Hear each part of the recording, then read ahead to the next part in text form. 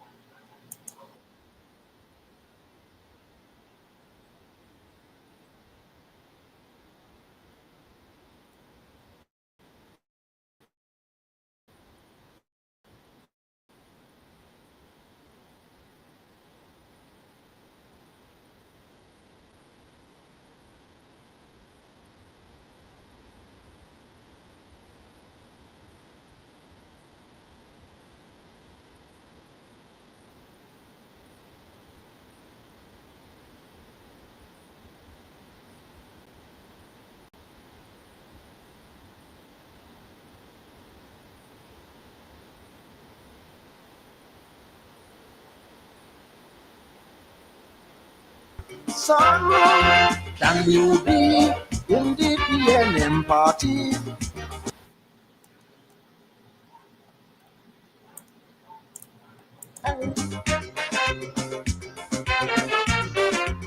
Jumbai, peace, Akia, faith, God bless.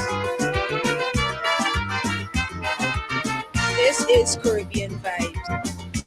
Daddy, could you tell me what's the qualification that I must have to be a politician? When I grow up, I want to become a famous man like George Bush, Pandy Robinson, and Reagan. I know to be a doctor, you need a degree. I know a simple soldier must be tall with a strong body. To become a scientist, you need maths for this. But what must I study, Daddy, to do politics? Son, can you be in the PNM party and your heart in the UNC? Can you be Robinson Street party whip and fighting for our leadership? You must swear on Bible and take false oath. You must use big words to get votes. You must lie and watch me straight in the eye. Oh, son, that's the qualification of a politician. You must shun people when election done. Well, son, that's the qualification of a politician.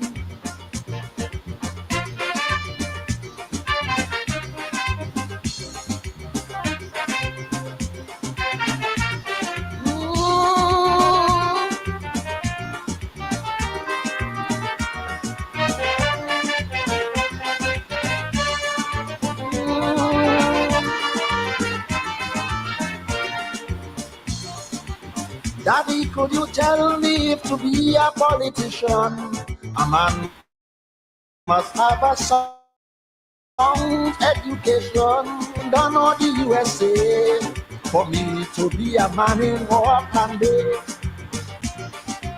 I know musicians study music at Berkeley. I know good doctors does be at Harvard University. Well, which school did John Humphrey and Sudama study? I hear they did a crash course here at the school of Woodford Square. Son, you must go to the school of selfishness and learn how to be dishonest.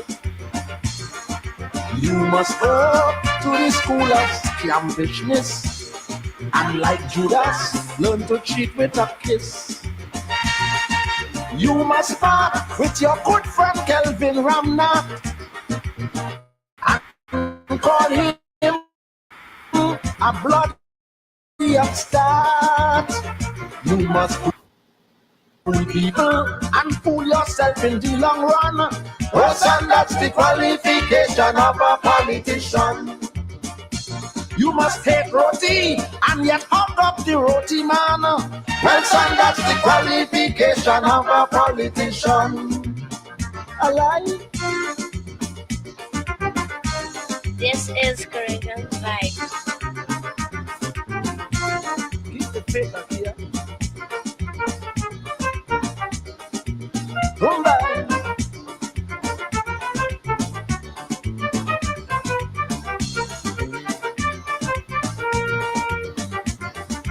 Son, a politician is a special breed of man with a special personality.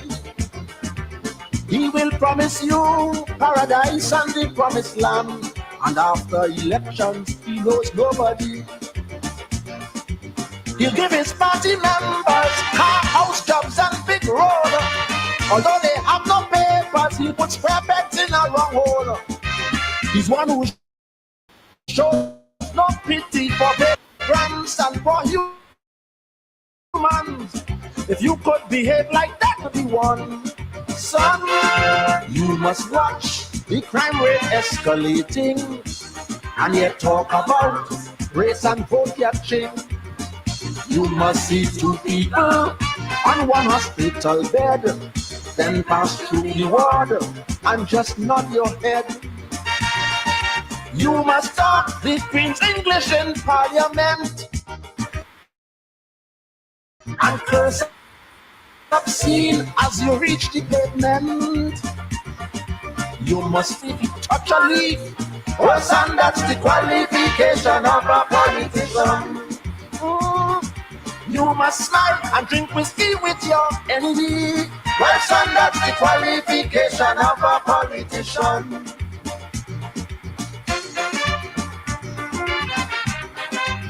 Boomba, yeah, boomba. I know to be a doctor, you need a degree. I know a simple soldier must be tall with a strong body. To become a scientist, you need maths for this. But what must I study, Daddy, to get into politics? Son, can you be in the PNM party and your heart in the UNC? Can you be Robinson Street party whip and fight him for our leadership? You must swear on Bible and take false oath. You must use big words to get votes. You must lie and watch me straight in the eye. Oh son, that's the qualification of a politician. You must shun people when election done. Well son, that's the qualification of a politician.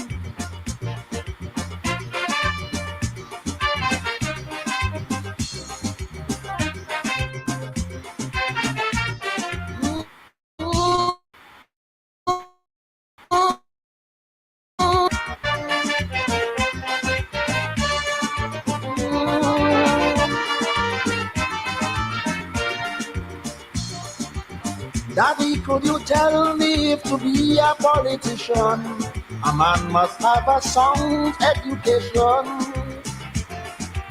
Should I go away to London or the USA for me to be a man in war and bay?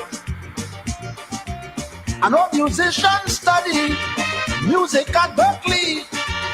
I know good doctors study at Harvard University.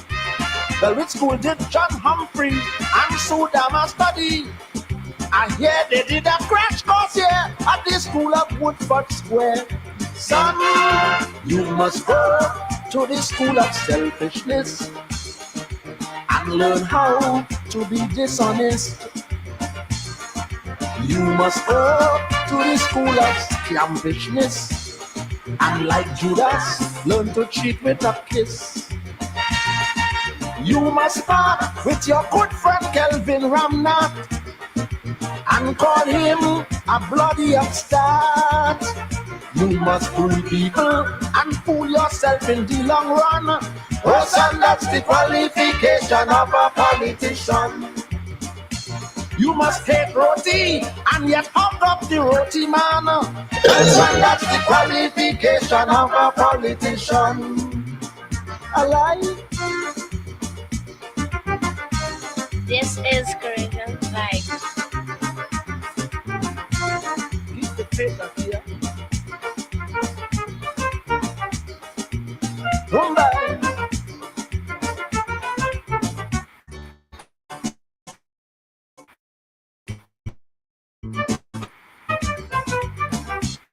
Politician is a special breed of man with a special personality. He will promise you paradise and the promised land, and after elections he knows nobody. He'll give his party members car, house, jobs and big road. Although they have no papers, he'll put square pegs in a wrong hole. He's one who shows no pity for vagrants and for humans.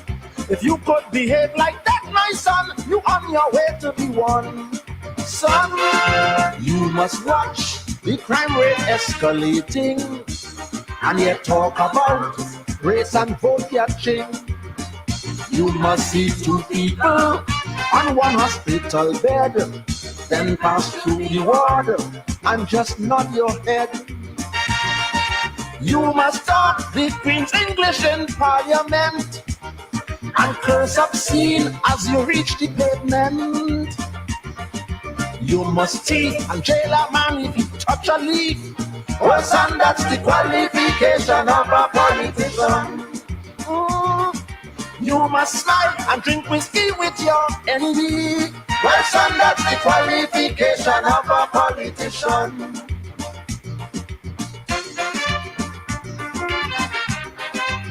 Boomba, yeah, the face up here. Boomba,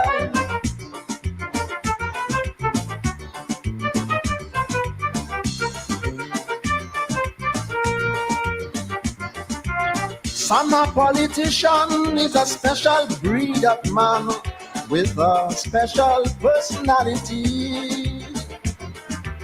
He will promise you paradise and the promised land, and after elections he knows nobody.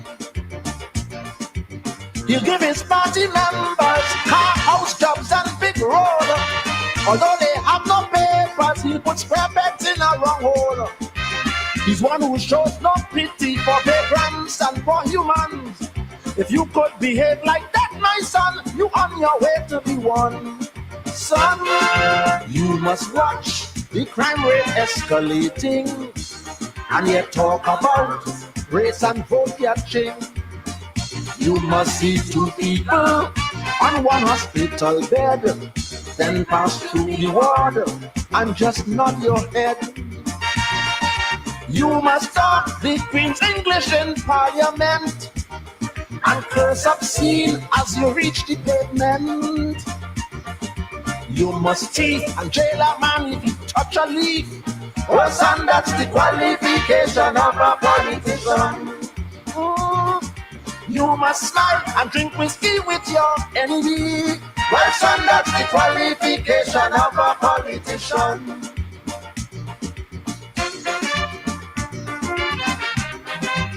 Boomba, yeah, love. Boomba, boomba.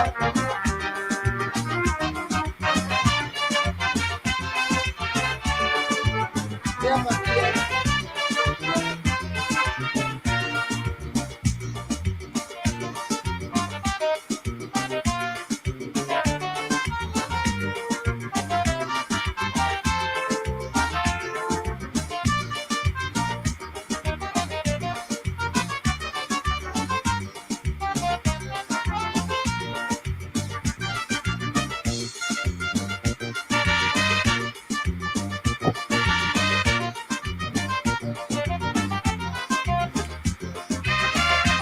For my granddaughter Kai. This is Caribbean Vibe.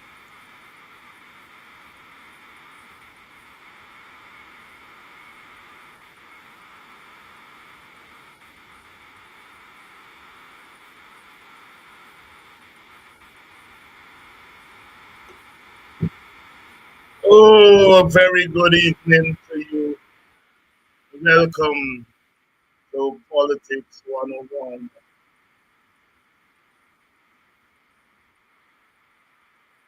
It's a Thursday evening, and wherever you're joining us from, we are extremely grateful to you. The qualifications of a politician. The mighty chalk dust, Dr. Hollis Liverpool, an old time classic. The qualifications of a politician. And you all heard it there for yourselves, and that's why Kaiso shall never die. Only in Calypso you can get that kind of lyrics. The qualifications of a politician. You you must tell people one thing before the election, and as soon as the election finish, you tell them something else. You must go to the school of selfishness and scampishness. You must be in one party and you're mine in another party. Oh, Lord. Good evening. Good evening again, and welcome to Politics 101. Tonight we are going to be examining a few things. Please share the link. I notice quite a few of you are here. Please share the link and let everyone know that we are on the Politics 101 and we're going to be rolling tonight. Um, the qualifications of a politician. It really tickled me. It really tickled me. The qualifications of a politician. Oh Lord. Hey. And learn how to be dishonest. You must go to the school of scampishness. And like Judas, learn to cheat with a kiss. You must part with your good friend Kelvin Ramnat and call him a bloody upstart. You must fool people and fool yourself in the long run. Oh, son, that's the qualification of a politician. Can you be Robinson Street party whip and fight him for now leadership? You must swear on Bible and take false oath. You must use big words to get votes. You must lie and watch me straight in the eye. Oh, son, that's the qualification of a politician. You must shun people when election done. Well, son, that's the qualification of a politician.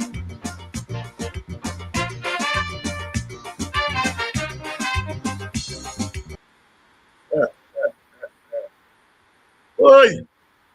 Oh, oh, Guyana, Guyana, Guyana. Good evening. Well, all of you would know by now that over the weekend, Minister Vikram Bharat gave an interview in which he was very clear that the cash grant is, and he called it cash transfers. He cash transfer is a failed model, that it would lead to poverty, it would lead people to stop working, and it will lead people to stop going to school. He's very clear. He didn't talk with what anymore. He said it's failed. He said he doesn't know of anywhere in the world that's cash grant. Everybody heard him. Yesterday at our press conference, we took him on. I noticed some of the news media have carried that story, and others have come out and condemn them. Today, Vice President Jack Dew gave a press conference, and he was asked 3 times by 3 different journalists He was asked by Demerara Waves, he was asked by Stabrook News, and he was asked by Starting Point. That's a new online media. And he was asked, and my goodness, I was tempted tonight to play Nelson's You Hear Lie, but I said no, let's play Chalk Dust. Jack Dio, Gorong, Comoron, Gorong, Comoron. Up to now, he hadn't answered the question. The Stabrook News journalist press him, are you going to give cash grant before Christmas as you promised?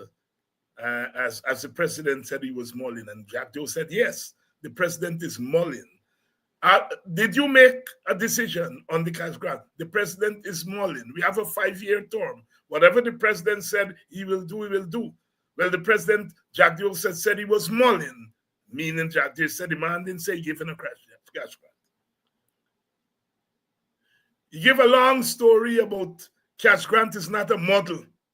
That a developed model includes cash grant, but cash grant is not a model. So when Barrett said cash grant is a failed model, according to Jack Dio, then Barrett is talking nonsense. But he could not say, well, look, the minister was wrong to suggest that we have abandoned cash grants. Never said that. He said the media and other people like David Hines are saying what the minister said. The minister said very clearly that cash grant is a failed model. He used the word model. I suppose he's talking about a model of development, and Jack, you're trying to carry wrong. Well, cash grant is not a model. Whatever you say cash grant is, your minister, who's responsible for oil and gas, whether he's a junior or senior minister, said so. Did you all in the PPP arrive at that conclusion? That this thing is a fail, whether you call it a failed model or failed policy, whatever it is. Did the PPP arrive at that decision? We have to give you some history. In August of 2018, Professor Clive Thomas was invited by us in Buxton, the 1st of August movement, to address the annual AUC Kwayana Emancipation Symposium. And Professor Clive Thomas introduced cash grants, cash transfers, as he called it, and as we prefer to call it, cash transfers as a means of alleviating poverty.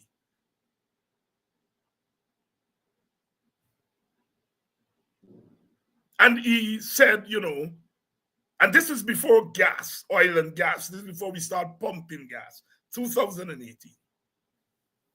Nigel Hughes was on the platform and a representative of the then Ministry of Natural Resources, headed by Raphael Trotman. Trotman said he was not available. He sent a young lady from the ministry. And Thomas introduced this subject. He argued that it is one of the most potent means of alleviating poverty. Almost immediately, all the political leaders said it was unworkable. The same thing Minister Barrett said on that interview. They all, from the president right down, I think the president might have said that he had never heard of the policy and he needed to know more. The PPP said it can't work. Jack Dio said plainly, it cannot work. It will lead people to, as Barrett said, Vikram Barrett, that it would lead people to stop working. They all said so. They all. Professor Thomas brought it to the WPA, and we were the only political party that embraced the policy. Now, as the years rolled on, most of them who rejected the policy came around. Those in the APNU government, we pressed them to make the policy a campaign issue in 2020. They did not, but privately, they embraced the policy. I think it may have slipped in the manifesto. When the PPP came to power, over time, the PPP themselves, they changed their mind. And they began to talk about cash grants. And we all know they gave one of these things earlier this year, or late last year, whenever it was, of $100,000. They first introduced it as $100,000 per household, and then they changed it to $100,000 per person. But they gave the cash grant. On the campaign trail, they urged people to vote for them because, among other things, they give cash grants and that they will be giving more cash grants, and you will get one more cash grant by Christmas. They campaigned on it. The APNU campaigned on it. When, of course, I think in their manifesto, they've put it somewhere there. Well, Win didn't have any policy in their campaign, so it was neither here nor there. But the APNU and the PPP, they campaigned heavily on cash transfers. Heavily on cash transfers. And so it was shocking after the election, a mere few weeks, 3 or 4 weeks after the election, to hear this minister come out and say this is a failed model.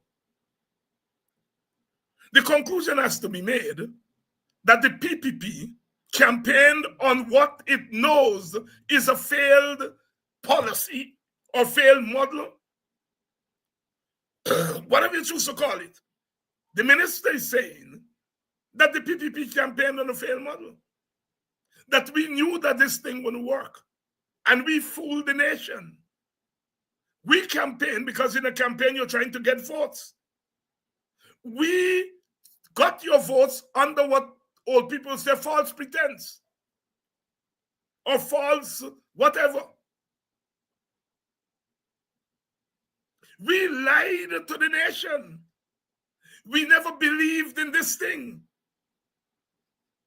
That when we gave the 100,000, it had nothing to do with what Jack Joy is now saying, development.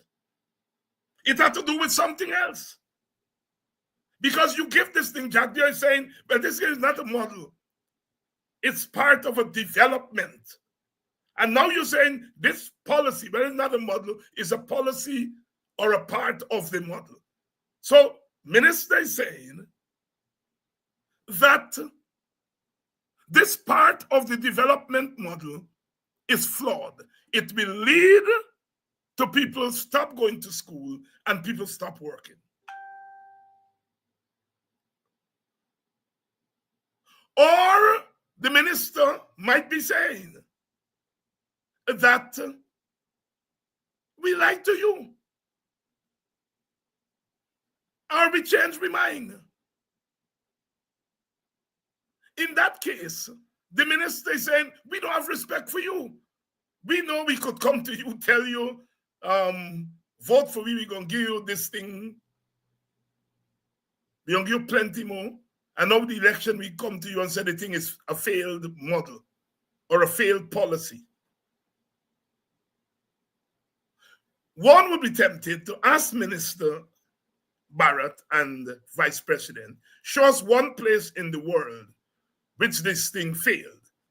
But poor Vikram Barrett, he said he knows of no country in the world where this thing is given, this cash transfer. Either he doesn't know anything about cash transfer, which I suspect is the case, or he knows and he's lying.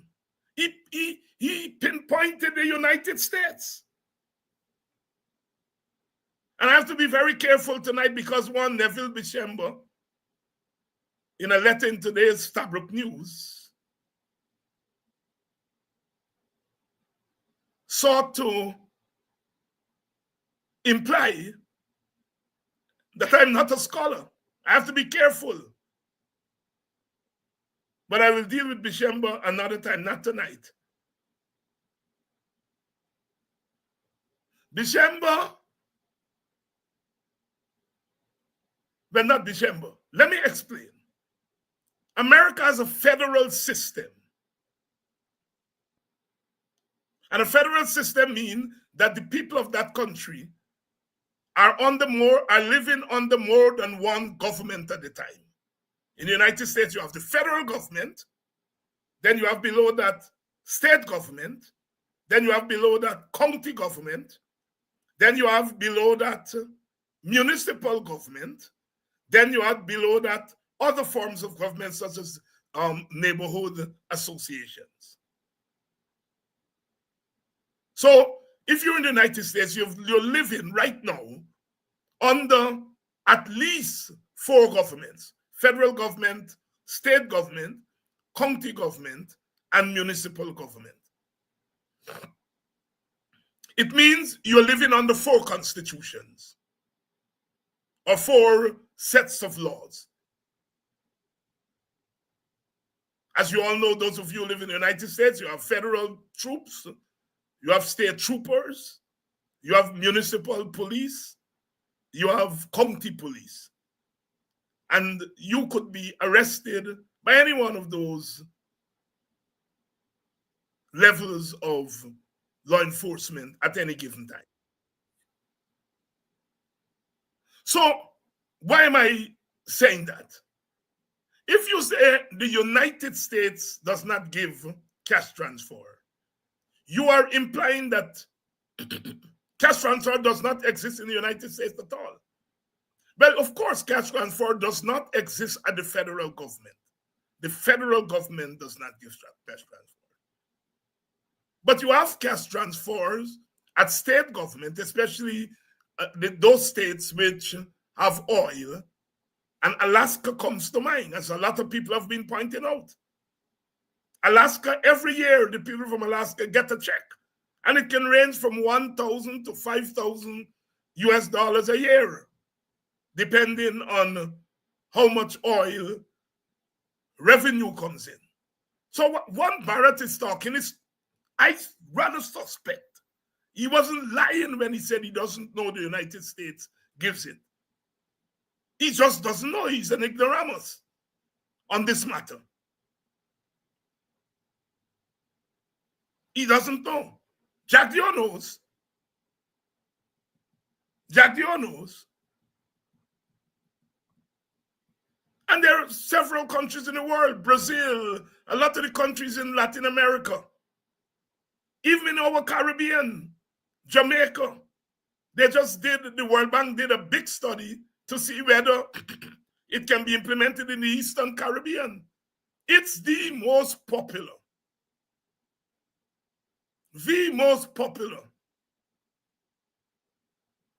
poverty alleviation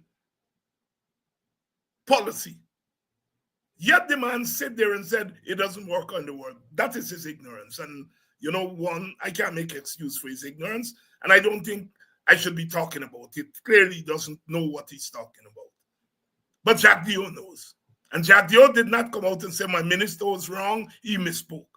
So we have to think that the minister was adumbrating a policy that they have decided on in the PPP. Jack Dio says it was never decided on in the PPP. Then logically you must go on to say, so when the minister spoke, he was speaking in his private capacity, or he misunderstood what we agreed on. That is what Jack Dio should have said. He didn't say that. So logically, we have to conclude that Jack Dio is lying.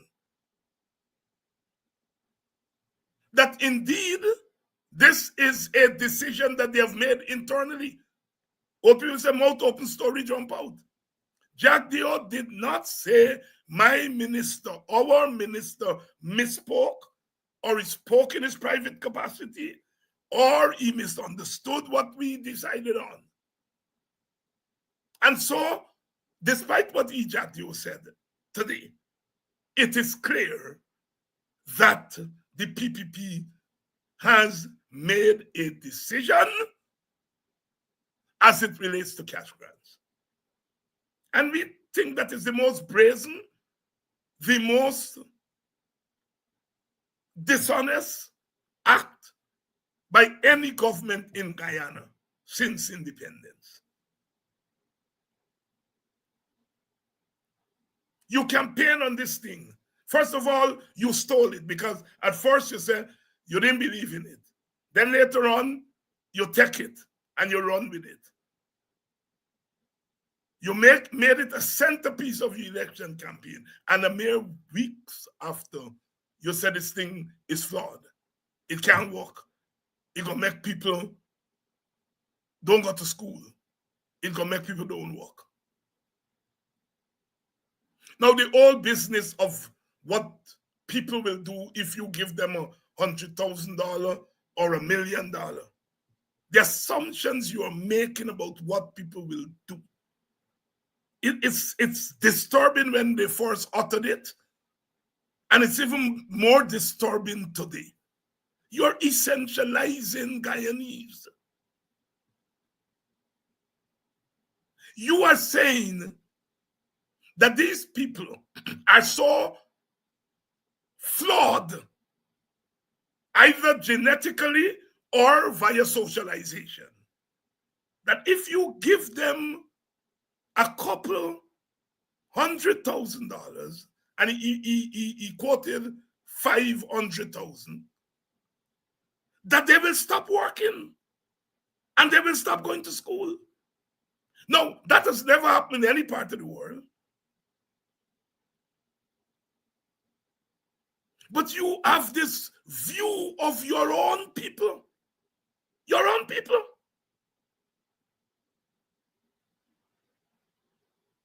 You don't understand why they give old age pension, but they keep it down to $40,000. Because they feel if they give old people $100,000 old age pension, they're going to go smoke it out and dope. Maybe that's what they feel. Because they can't tell old people, well, you're going to work or you're going to educate yourself. You now understand the thinking behind low wages for public sector workers. If you give them more money, if you give public servants and teachers and police and them more money, they're going to left the work. They ain't going to go to university anymore. You now understand what I usually tell you all about on this program, worldview. You give $100,000, but in your mind, you think that if you give them a little bit more before Christmas, they're going to stop working and they won't go to school. It is, as the WPA said, the unkindest cut. If nothing else disqualifies the PPP from governing this country, that should disqualify them. Because that's how they feel about their own people. They could not be talking about the elites. And let me say what I mean by elite, because that one Neville Bishembo, who I'm going to lay into in the next couple of days, and there's a reason why I will lay into him, because he has passed people like me, and I know the origins of that I pass.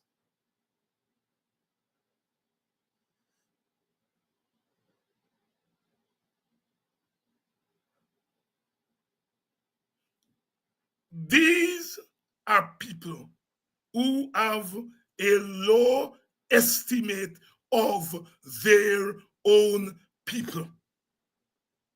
A low estimate of their own people. They could not be talking about elites.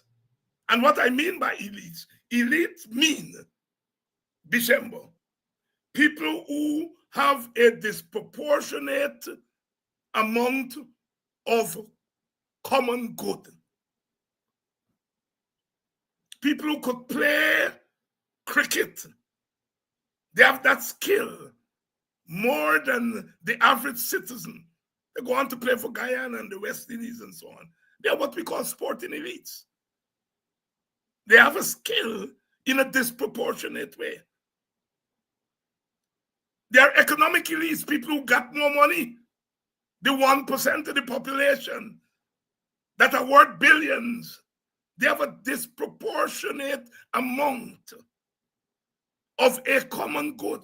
They are the economic elites. There are about 5 of us of the world population who managed to go on and get a tertiary education and go and become PhDs. Only 5% of the world population.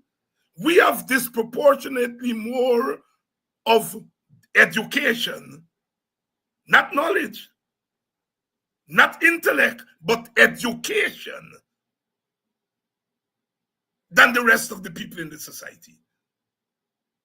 Our world would be a good place if 90% of our people could get PhDs. That is simply not the truth.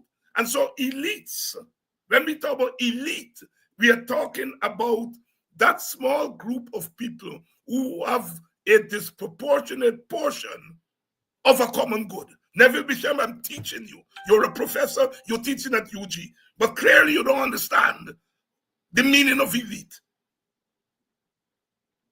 And I'm going to lay into you in the coming days. Those are your friends, them, I hope they tell you. Because you pass me, and you pass black people, and you pass country people.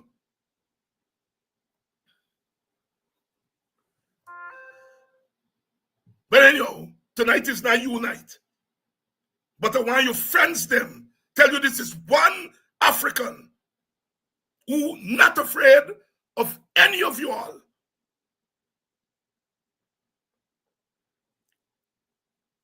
And you all poke your hand in my eye, and I'm going to poke my hand back in your eye. But tonight is not you night. I deal with Jack Dio tonight. So, sisters and brothers, this is where we have it. Jack Dio could not be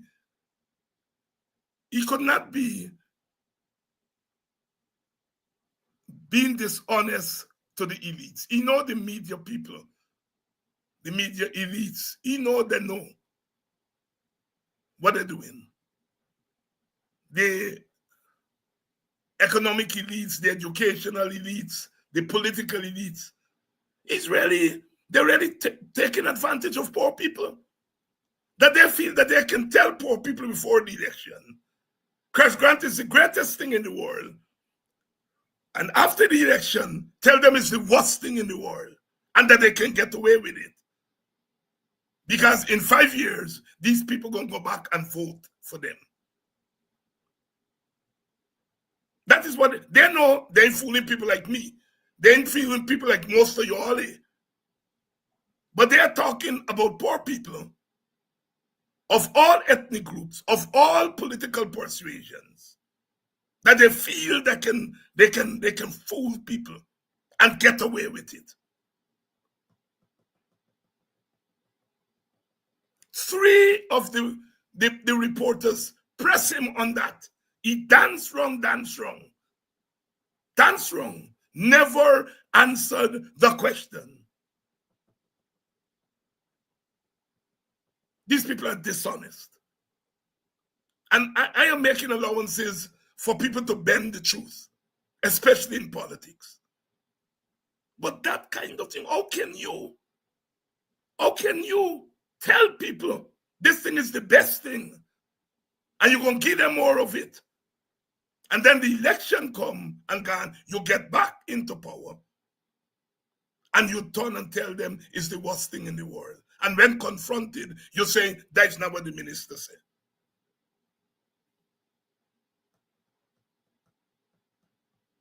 We shall be digging into this more. Jadio said, this one will tickle you.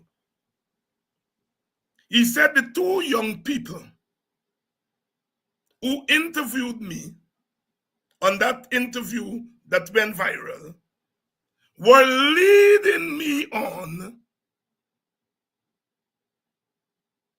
to spout racism. You all hear that? Most of you all felt that the young people interviewing me were trying to see if they can get through by making rings wrong me. Anybody who look at that interview would come away with the conclusion that the young people were trying to see if they could trap me like before. Jack Dio, because there was nothing in the interview that he could call racist. Maybe he took schooling from the interview, and I explained to him what is a race or who is a racist. He's a scamper, you know. You hear he said, all they're spouting is racism. If you carry it to court, you're going to say, I never called David Hines a racist. I will say that what he talks is racism. So I think he accepts my definition of racism or racist or who is a racist. So there was nothing in there that is racist. So he's turned the thing around. He said the two picnic, the two children, the two young people were egging on David Hines to spout racism. Jesus Christ. This country, Guyana, and these people, they could not find anything in the interview that they can call racism, or they can prove to them that I am a racist. So he said, well, he's implying, well, David Hines and spout any racism, but the young people were pushing him to do that. You recognize when the young people were asking me, well, is the PPP racist? And I said, but an organization can be racist. An organization is made up of members and supporters, a party. And if you say a party is racist, then you're saying every single member of the party is racist. The young people are egging me on. They were asking legitimate questions. And I was teaching the country. So Jack Dio wanted me to say the PPP is racist. Me, I go to school for foolish stupidness. An organization cannot be racist.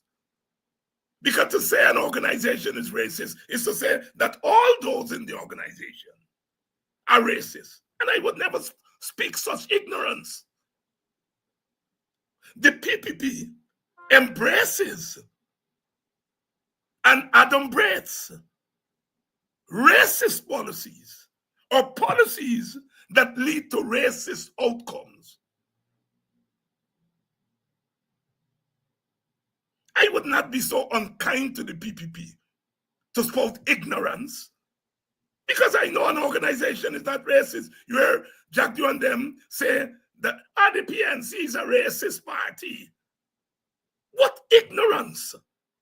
You write that in a paper or someone saying you fail in any class on race. So because the young people were asking me these questions, he said, well, the young people egged me on because he didn't get the answers that they were looking for. Even I said, I don't know that he's a racist. A lot of PPP people tell me Jack Dio don't have a racist bone in him. And I can't know. They probably know that he don't have a racist. I don't know. And I'm not going to call somebody a racist if I don't know that they're a racist. I can't get into Jack Dio's head. What I do know is that he is the leader of a party that over the years have either adumbrated policies or adumbrated policies, advanced policies that are racist in intent or even if they're not racist in intent, they lead to racism. So because he didn't hear me say Indian people and black people are social enemies, I said they're not social enemies. They're political enemies. They're not historical enemies. They never enslave one another. White people and black people are historical enemies because one enslaves the other. Indian people never enslave black people never enslave Indian people. So we are not historical enemies. We are not social enemies. We gotta live together. We gotta buy from one another. We date one another. So we're not social enemies. We are, however, political enemies because we live under a system that answers the question, who governs? That asks the question, who governs? And answers it by saying, one party will govern after an election. And so each ethnic group vote for one party or the other. And in this recent election, we see that Africans split up their votes among several parties. And so they answer that question in a logical way by voting for what they perceive to be a party that will look after their ethnic interests. And so the contestation for politics lead African people and Indian people in particular, and more Amerindians are getting into the mix, to behave as political enemies. But they're not social enemies. We are not social enemies.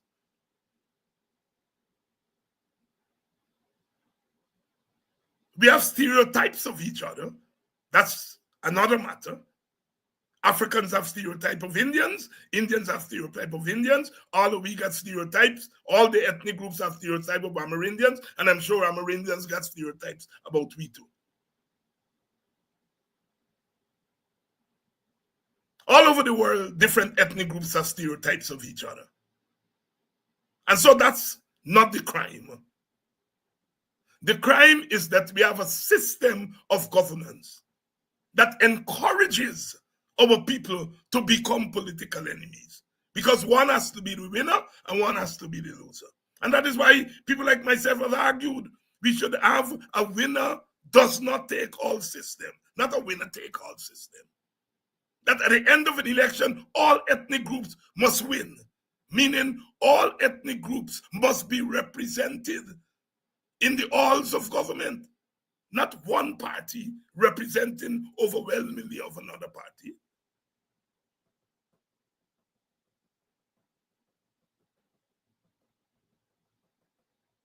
So Jack Doe is unfair to those young people. Those young people, according to most people, sung more as though they were anti-David Hines, not leading David Hines. I don't think they were. I think they wanted to trap me. And as the interview went on, it became obvious that that was not going to happen. And I think the young people realized here's an opportunity for us to teach a government. I understand over 18,000 people, including Jack Doe. He said the interview was a vile interview because the young people are leading me up. That's the term, leading me up. So the interview was vile. Once he didn't say David Hines spoke racism, and so it was vile. Young people leading David. I have to protect those young people and push back. They're young journalists, and they must be able to ask questions. It's up to you to answer the questions. And for the first time, I think, in one place, I got an opportunity to explain a number of concepts. And the young people, in what was originally supposed to be a 40 minutes interview ended up to be an 80 minutes interview. But we don't live in a country in which Jack Doe would say, well, I congratulate David Hines for giving a good account of himself in that interview. He didn't engage in racism and so on. He can't bring himself to say that. So he blaming the young people. You all were trying to lead the hand. And that's dishonest on his part. Dishonest. He started his thing by saying that, because I think something I criticized them on. The matter of parliament. The fact that they're not calling parliament. And he said that David Hines criticized you for that. And David Hines believes that Indian people are a waste of time. I want you all listen to this. David Hines believes Indian people are a waste of time. Terence Campbell believes that Indian people are genetically liars. Amanza believes that Indian people are mentally lazy. Now, if you drop from the sky, you come from another planet, another country, and you're a man says something like that, you're tempted to believe him.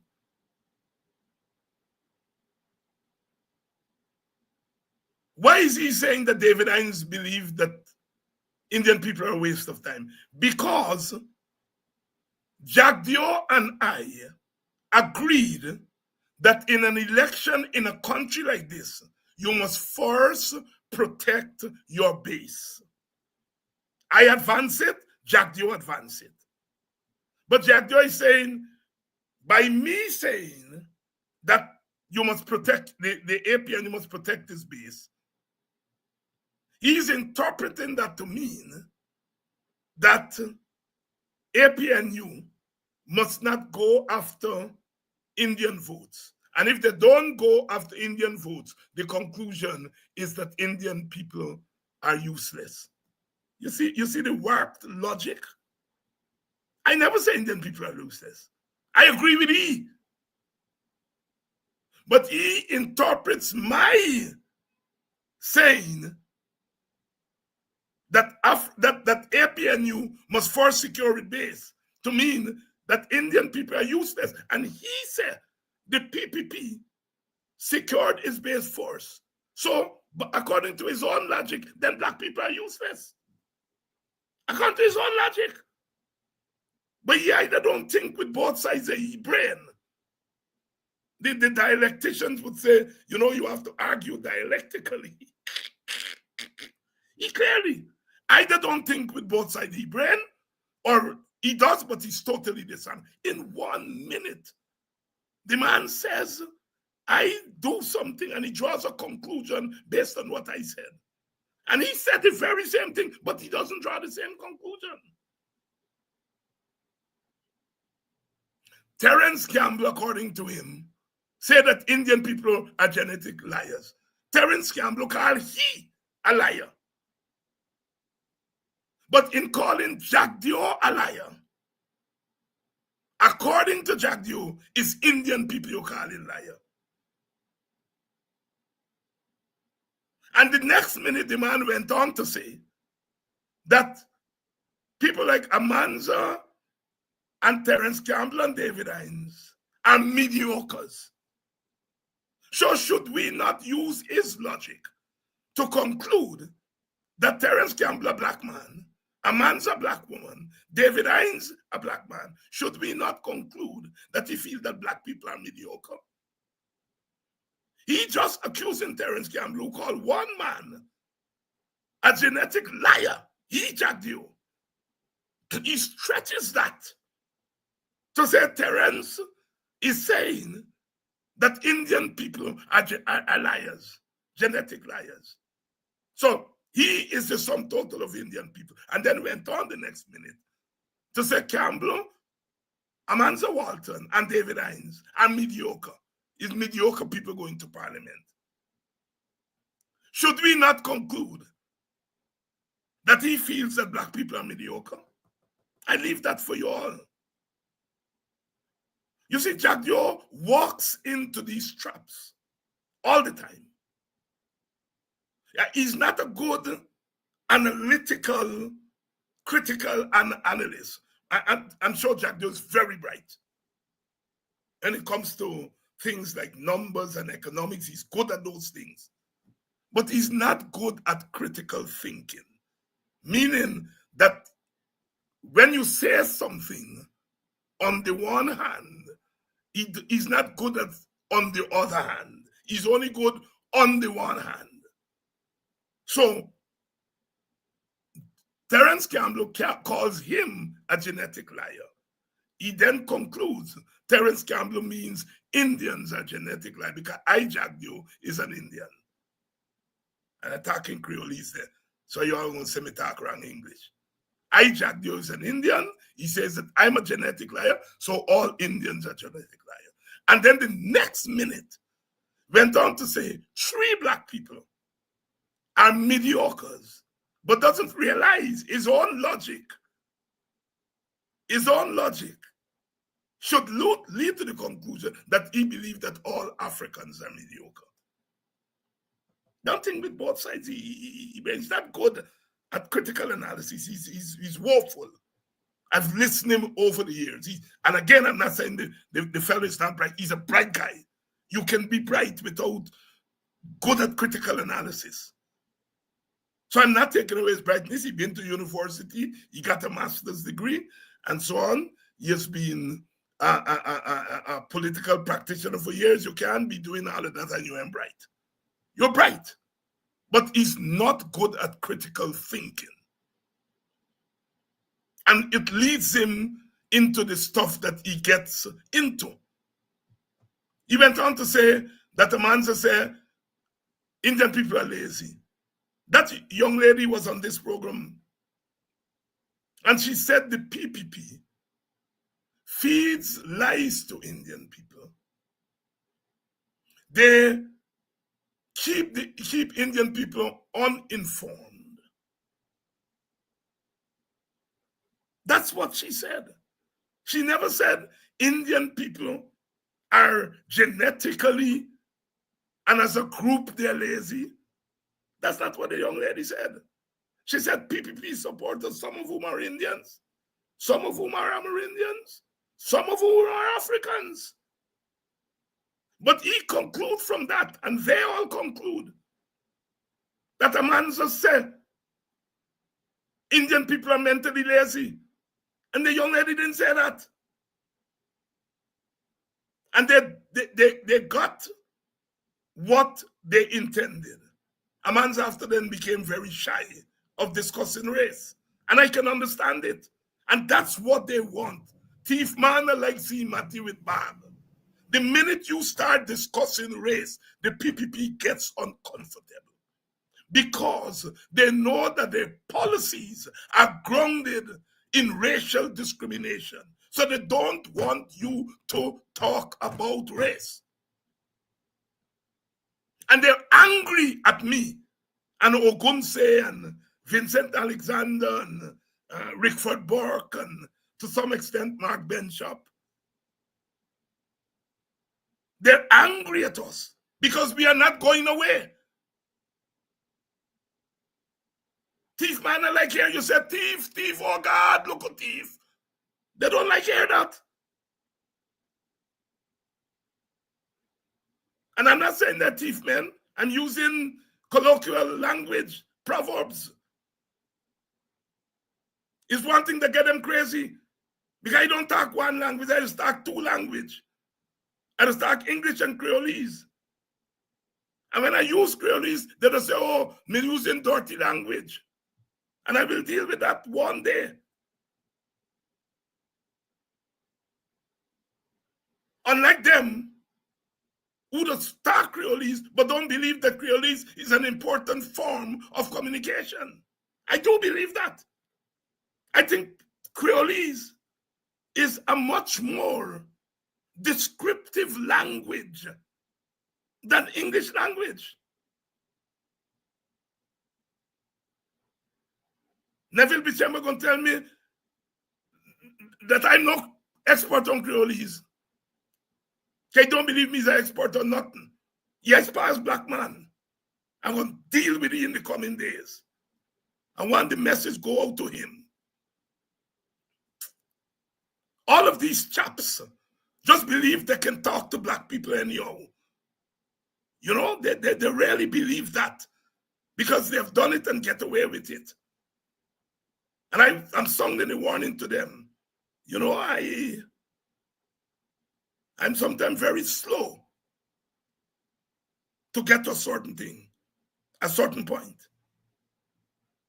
He's offended. He's offended because I said that I am an expert on race. I study it.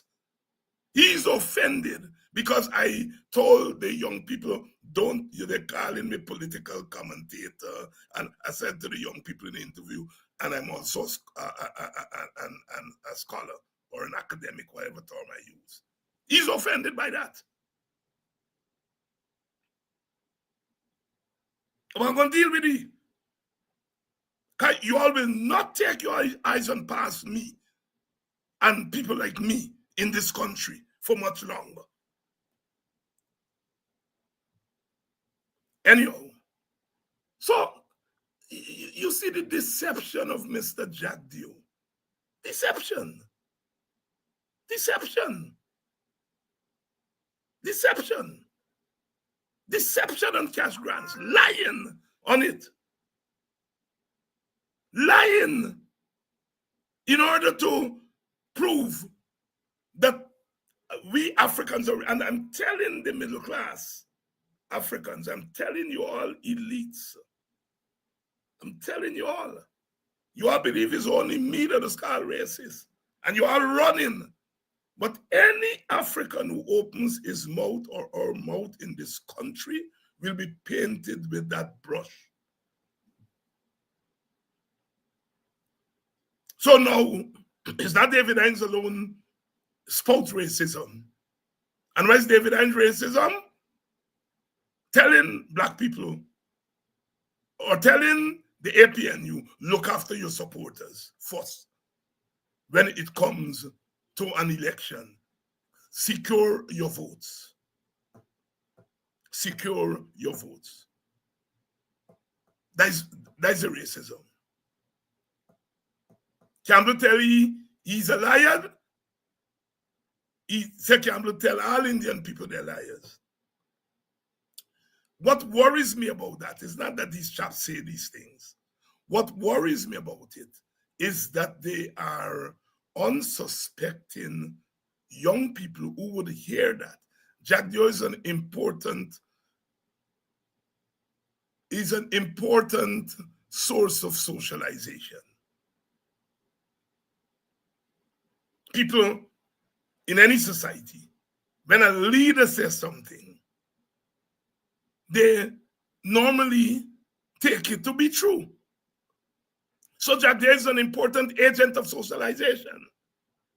And what worries me is that when he's finished with the lying and the deception and the misinformation,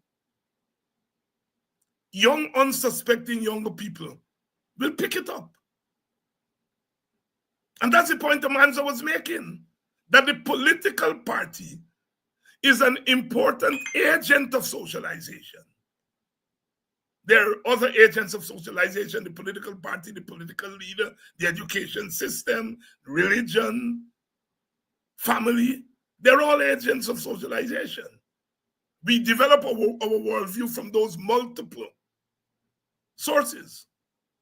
So when Amanza was making her point, she was pointing to the fact that the PPP is an important agent of socialization among Indian Guyanese. And so when the PPP spout certain things, what they're doing is that they're disabling our people from really getting to the real fruit about things. They're standing in the way because they are important agent. The party is an important agent of socialization. That is the point Amanza was making. But again, devoid of critical thinking, he's not going to be able to dissect what the young lady was saying in the way that I'm doing it. So Amanza is a racist, and story done. PPP supporters pick it up. They pass it down from Matty to Matty. It becomes a political truth.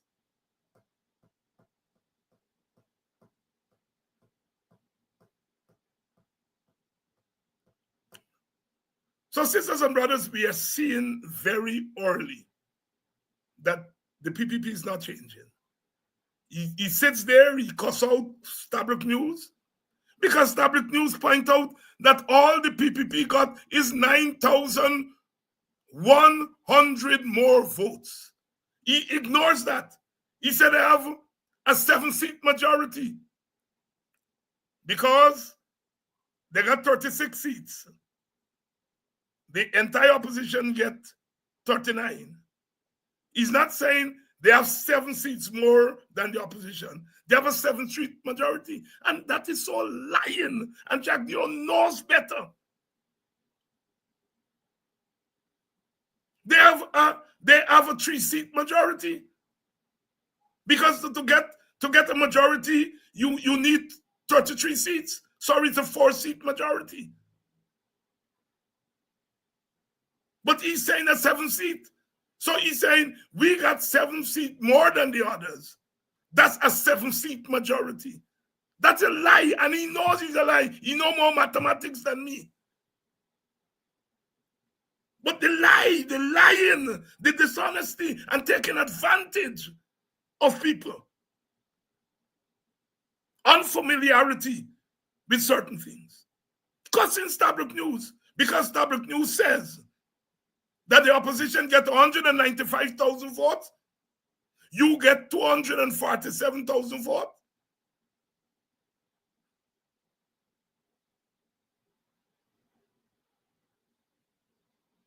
Which represents 9,000 more than you get the last time. You lose vote in your stronghold. 9,000 votes extra is what you get. And running away from that. And the dangerous thing is saying the people have given the PPP a mandate. The PPP has no mandate from the people. Your 36 seats came primarily from one ethnic community. Are you saying that that ethnic community represents the people? When you take the number of people who didn't vote, we're not talking relative to the voters list. We are talking from the last time. The APNU at 219,000. The PPP at 227,000 or 37,000. Yes, 37,000. So together, they had 456,000. And then you had some smaller parties. So let's take it up to 470,000. This time, 195,000 the opposition, 247,000 by the PPP. That's 442,000. Considerably less than who voted the last time. And you are claiming that you have some mandate.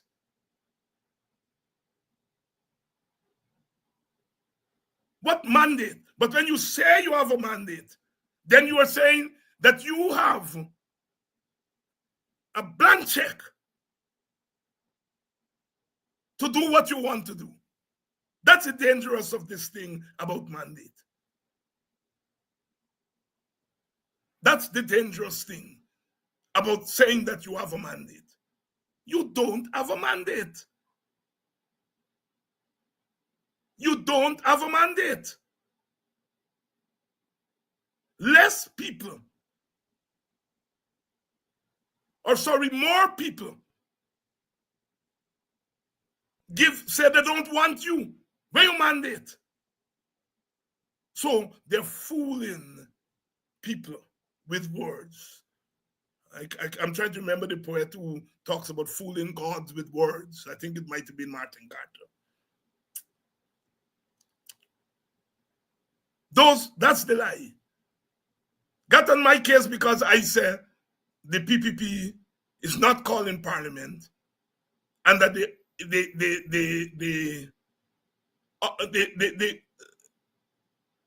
executive branch should not be controlling the legislative branch. He doesn't deal with that. All David Hines talking about is PPP domination. What are you talking about? PPP domination? The Constitution said that we got 4 months. The Constitution said you got 4 months. That doesn't mean the Constitution say that you must wait till the 4 month done or when the 4 month up. The Constitution gives you a time span. And you have to, in the democratic spirit,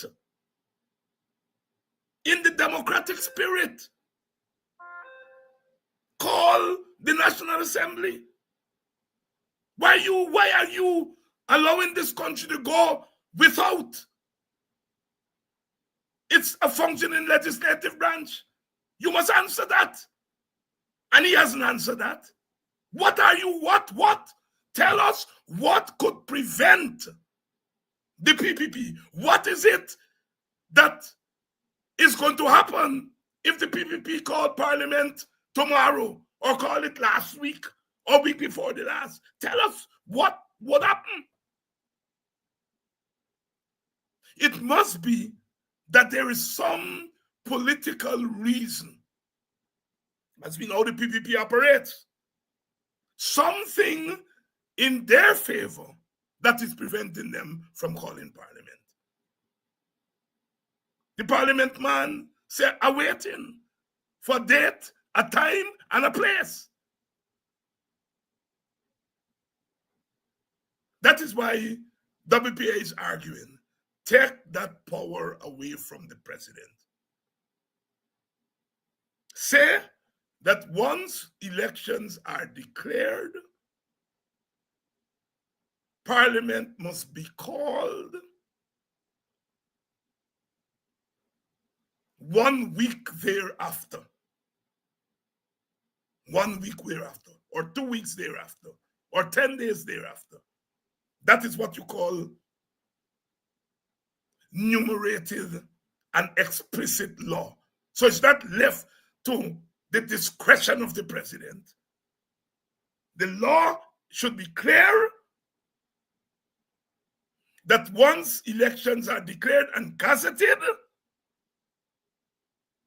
Parliament must be convened within 10 days or 1 week or whatever.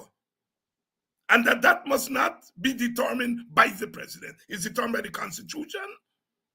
And that the Parliament should be controlled by the constitutional officers of that National Assembly.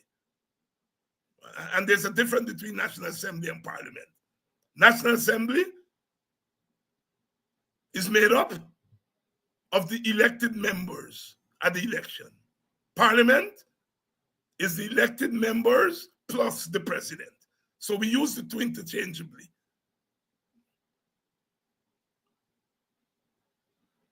The National Assembly should determine its own schedule, not the president. And this nonsense about the government determine when Parliament is called because they have some bill to bring, so they call Parliament. No. It must be constitutionally there that Parliament shall meet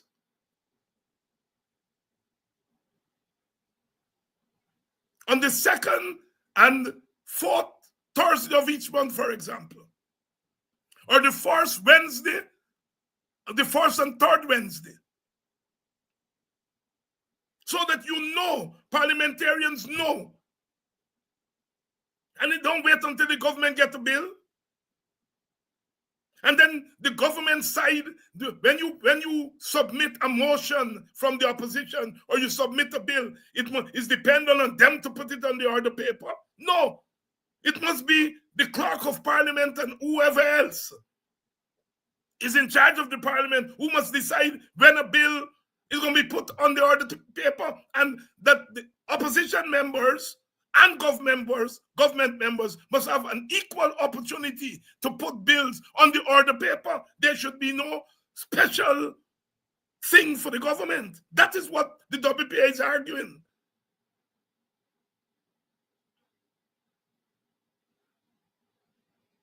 That is what WPA is arguing. That we must meet on Gate Teixeira, Minister of Governance, to call Parliament. Parliament should have statutory days.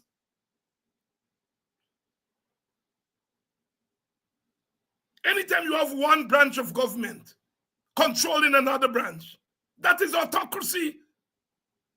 You're telling one party, you're in charge of the executive government and you're in charge of the legislative branch.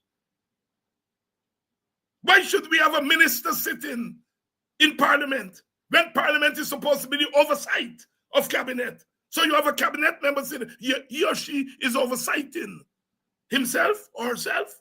What nonsense is that? The British left us with that. But we have to move away from that and to democratize our society. There is too much power in the hands of the president and the executive. It's executive supremacy bordering on executive tyranny. They're co-equal branches of government. And each branch must have its own sphere of influence. And there must be checks and balances by another branch. You are not naming the Chief Justice. You are not naming the Chancellor. You're holding the judiciary at ransom.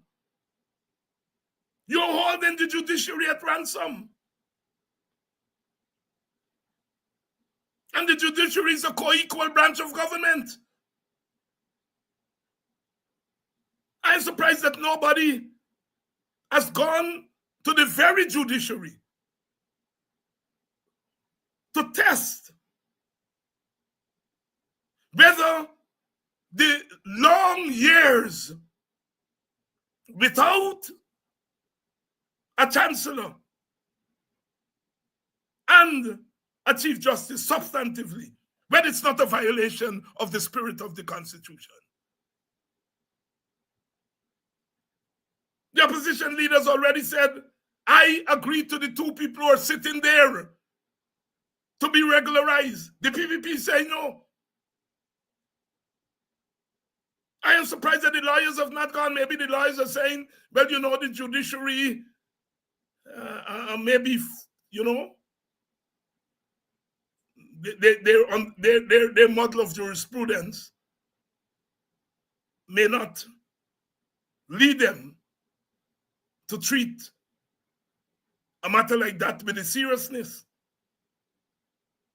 Are you violating the Constitution by having a country for over 15 years, over 10 years, without a substantive Chief Justice and a substantive Chancellor of the Judiciary? The man who was just heading the CCJ said that it's not right. Then send the thing up to the what you call it, the CCJ. The man already says it's not right. Send it up to him formally as a form of judicial review.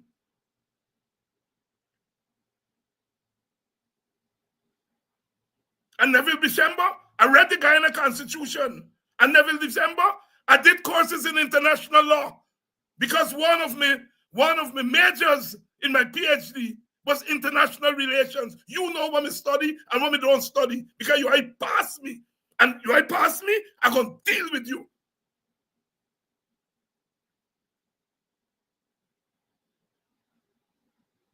But not tonight. It's chalk dust. They want me to sing. But our minister was caught with a call girl in tongue. By in singing about that, afraid is sedition. I'm going to deal with you, Neville Bishemba. You know that me is not an expert on international law. because in your mind, people like me should know nothing about nothing. I'm going to deal with you. I start dealing with you already. This will be the last time you will open your mouth and try to talk in a certain way about me. As Mr. Bishop used to say in this village, I teach little boy to walk and talk, but not to talk to me anyhow. Oh, Mr. Bishop, he left me that wisdom. I teach little boys to walk and talk, but not to talk to me anyhow. Oh, you know what means an export one and what means not an export on. You've been there with me, I'm going to read them book. And if you've not been there, then you're making assumptions of people like me. How dare you? I'm going to deal with you. Are you know Telly? We come in peace, as always. And we live in peace. Because we are God's children. We are righteous people. Those of you who are interested in our course on Pan-Africanism, some of you have been getting in touch with me. The number to call is at the bottom of the screen. Please call it. That number is at the bottom of the screen. It's 624-7125. Guyana. WhatsApp is a good mode to call. Those of you in Guyana could call direct. And my office, which is dealing with this, we will take care of you there. Have you enrolled? So many of you have gotten in touch with me. And so please call that number, 624-7125 to enroll for our course. We are looking the 4 and 7, 11 and 7, 18th. That is next 2 Saturdays. We concluded Saturday is probably the most neutral day to get our course started. So please call that number at the bottom of the screen and enroll in our course. 624-7125. Our first course will be called Introduction to Pan-Africanism. Never December, you can come and join and learn something, son. Jack Dio, well, you're busy, Mr. Jack Dio. You're going to get time, but December get time. You get time for try to take and pass me. I'm going to deal with you. Please enroll. 624-7125. A lot of young people are the ones, as you know, a pastor and some young people are the ones who have made this possible. And we're going to be doing it. So we got education, we got learning, and we got mobilization. I'm quoting the original folklorist, Wordsworth McCandry. We got education, we got learning. And Auntie Comsey, them is the folklorist. Hey, hey, hey! I remember Auntie Comsey. Hey, hey, hey! Jamaica had Louis Bennett and so on. Our language, folklore. We got education, we got learning. Good night. And I'm going to see you all tomorrow night. I think I want a big cast tomorrow night, so I'm going to bring in them by them Dr. Adams and them by bring them in tomorrow night. Pandem, you know, my friend Crazy Ojinga said, big cast, 20 people on stage. I'm going to see you all tomorrow night. I love it.